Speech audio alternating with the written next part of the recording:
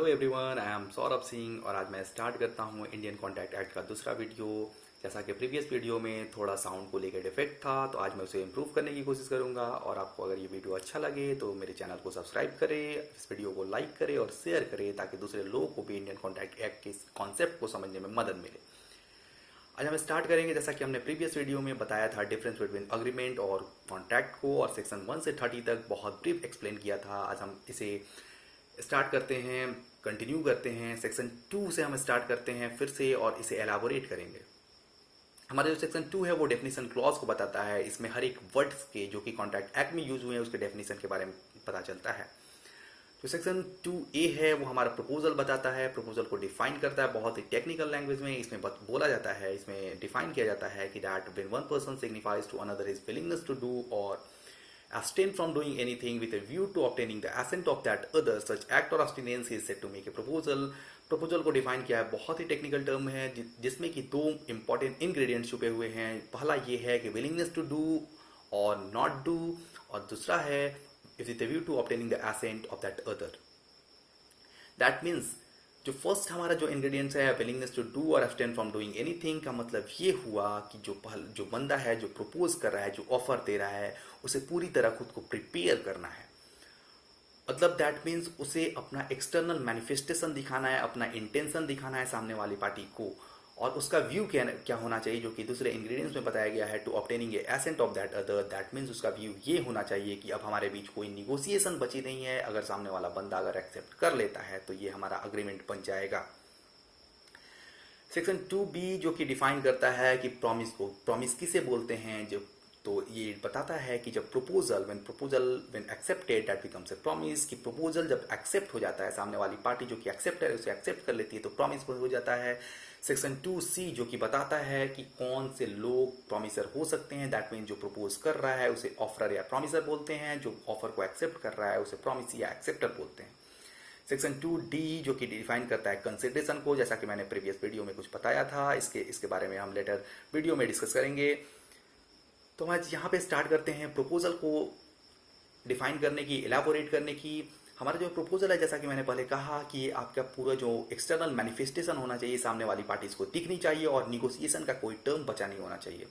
काफ़ी लोग इसे प्रपोजल को इन्विटेशन टू प्रपोजल से कंफ्यूज करते हैं, लेकिन दोनों के बीच एक स्टार्क डिफरेंस ये है कि जो इन्विटेशन टू प्रपोजल है उसमें जो इन्वाइटर होता है, जिसने भी इन्वाइट करा है, वही लास्टली एक्सेप्टर बन जाता है। बट प्रपोजल के केस में एक प्रपोजल होता है और सामने वाला बंदा एक्सेप्टर होता है। इन्विटेशन टू ऑफर में निगोसिएशन के कुछ टर्म्स बाकी होते हैं, लेकिन प्रपोजल में निगोसिएशन कुछ नहीं होता है। अगर सामने वाला कोई बंदा अगर इसे एक्सेप्ट कर लेता है तो कॉन्ट्रैक्ट तुरंत ही फॉर्म हो जाता है। एग्जाम्पल के लिए लेते हैं, जैसा कि हम कहीं भी एड्स देखते हैं, एडवर्टीजमेंट देखते हैं मॉल में, आगे जो ग्लास के ऊपर कोई चीज़ रखी होती है, कोई प्रोडक्ट्स रखे होते हैं, वो बस एक एड्स के लिए होते हैं ताकि दूसरे लोग उस मार्केट में, उस मॉल में जा सके।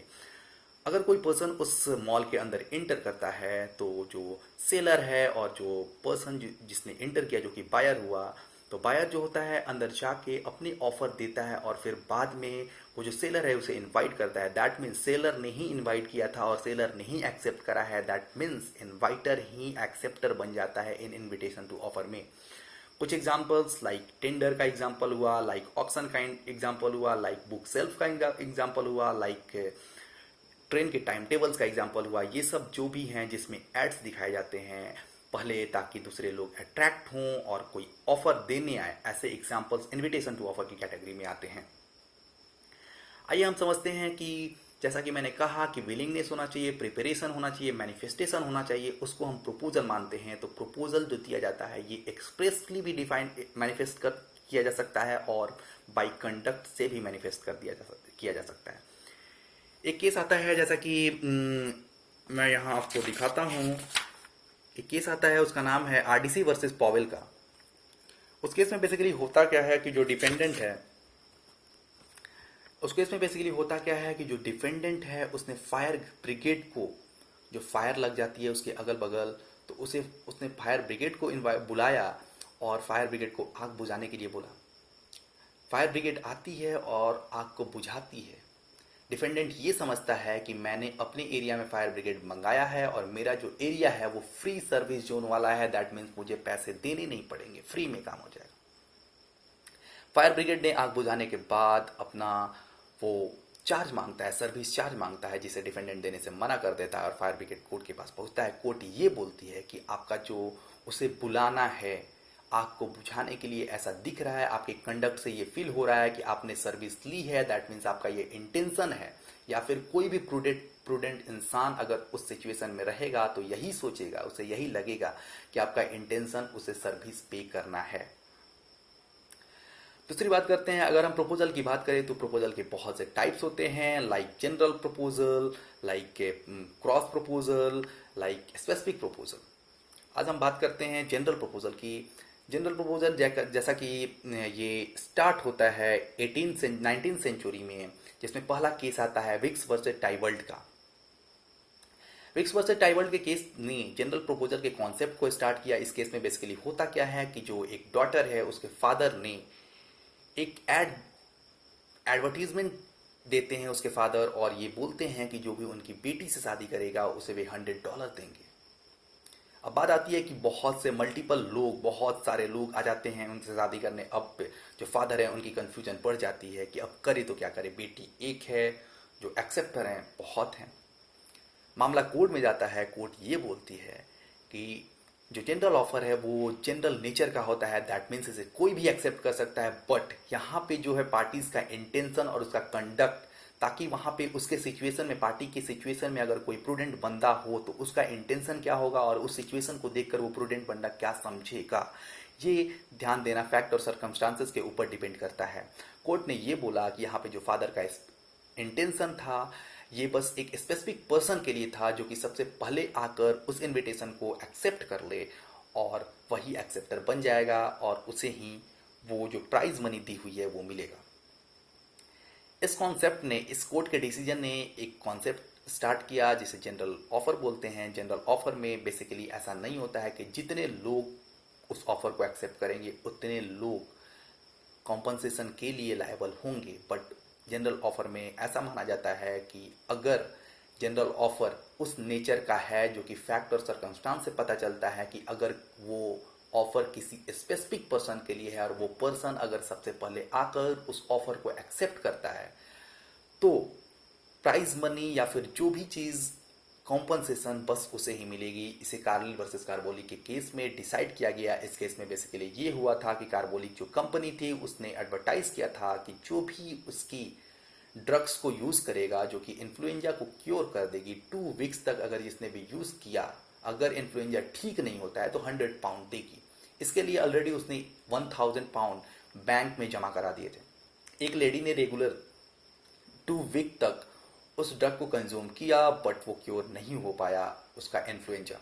उसने कोर्ट में क्लेम किया। कोर्ट ने बोला कि पार्टीज के कंडक्ट से, उसके बिहेवियर से, उसके इंटेंशन का पता चलता है कि अगर उस सिचुएशन में एक प्रूडेंट बंदा होता तो वो उस ऑफर को लेकर क्या समझता।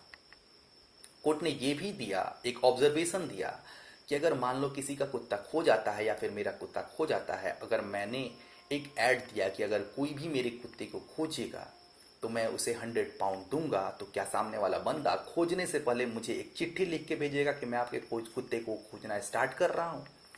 ये एक बहुत कन्फ्यूज़न क्रिएट करेगा, और ऐसी बातें अगर होती हैं तो बहुत कन्फ्यूजन क्रिएट होगी। तो पार्टीज़ का कंडक्ट जो होता है वही उसका एक्सेप्टेंस बन जाता है। कोर्ट ने ये समझाने की कोशिश की जनरल ऑफर में पार्टीज़ को एक्सेप्ट उसके कंडक्ट से पता चलता है पार्टी का एक्सेप्टेंस। तो वो जो लेडी थी जिसने कंज्यूम करा था वो कॉम्पनसेशन के लिए लायबल हो गई और कंपनी को उसको कॉम्पनसेशन देना पड़ा। जैसा कि मैंने बात की प्रपोजल के केस में सेम अप्लाई होता है, एक्सेप्टेंस के केस में भी। दैट मीन्स एक्सेप्टेंस भी एक्सटर्नली मैनिफेस्ट होना चाहिए। दैट मीन्स अगर आपने कोई भी चीज़ या फिर अपना जो एक्सेप्टेंस देना है वो सिर्फ आपने अपने माइंड में ये सोच के रखा है कि ठीक है मैं इसे एक्सेप्टेंस दूंगा और कोई मैनिफेस्टेशन नहीं है तो वो एक्सेप्टेंस माना नहीं जाता है। एक केस आया था फेल्डहाउस वर्सेस बिंडले का। इसमें ये डिसाइड हुआ था कि जो एक्सेप्टेंस है उसके लिए भी मैनिफेस्टेशन जरूरी है। इस केस में बेसिकली हुआ क्या था कि अंकल ने एक लेटर लिखा और नेफ्यू को ऑफर दिया कि अगर आपने इस लेटर का रिप्लाई नहीं दिया तो मैं ये समझ लूँगा कि ये जो आपका जो घोड़ा है वो मेरा हो गया। नेफ्यू ने अंदर से सोचा कि मेंटली मतलब उसने थिंक किया और ये डिसाइड किया कि ठीक है मैं अपने अंकल को ये हॉर्स दे दूंगा। उसने ये बात अपने ऑक्शनियर से बताई और बोला कि इस घोड़े को बेचना मत, ये अंकल के लिए रखी हुई है। ऑक्शनियर ने उस घोड़े को बेच दिया। अब अंकल ने क्लेम किया ऑक्शनियर पे और बोला कि जो मेरा जो ऑफर था उसे मेरे नेफ्यू ने पहले ही एक्सेप्ट कर लिया था। कोर्ट ने बोला कि नेफ्यू ने कोई भी मैनिफेस्टेशन आपसे दी नहीं है, तो एक्सेप्टेंस के केस पे भी मैनिफेस्टेशन जरूरी होता है। सो यहाँ पे जो नेफ्यू का ऑक्शनियर से कहना ये मैनिफेस्टेशन आपके लिए नहीं हुआ, सो आप दोनों के बीच में कोई कॉन्ट्रैक्ट हुआ ही नहीं, क्योंकि नेफ्यू की तरफ से आपके पास कोई एक्सटर्नल मैनिफेस्टेशन नहीं आया जिससे आपको पता चल सके कि नेफ्यू ने आपके ऑफर को एक्सेप्ट कर लिया है।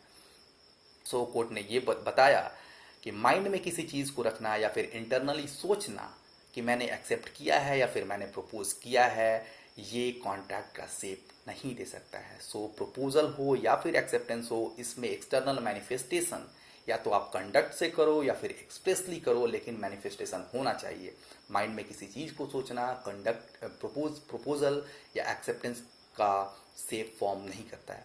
आज अब इस वीडियो को हम ज़्यादा लंबा नहीं करेंगे और आज इस वीडियो को यहीं एंड करते हैं। फिर नेक्स्ट वीडियो में हम इसके बारे में आगे के बारे में समझेंगे। अगर आपको ये वीडियो पसंद आता है तो प्लीज़ लाइक करें, क्योंकि ये चैनल मेरा अभी नया है। तो अगर आप इनकरेज करेंगे तो मैं आगे ये वीडियो बनाऊंगा। सो प्लीज़ सब्सक्राइब करें, लाइक करें और ज़्यादा से ज़्यादा शेयर करें, ताकि लोगों को उनके नोट्स बनाने में भी कंफर्ट फील हो या फिर इस कॉन्ट्रैक्ट के कॉन्सेप्ट को अच्छे से समझ पाएँ। Okay, thank you.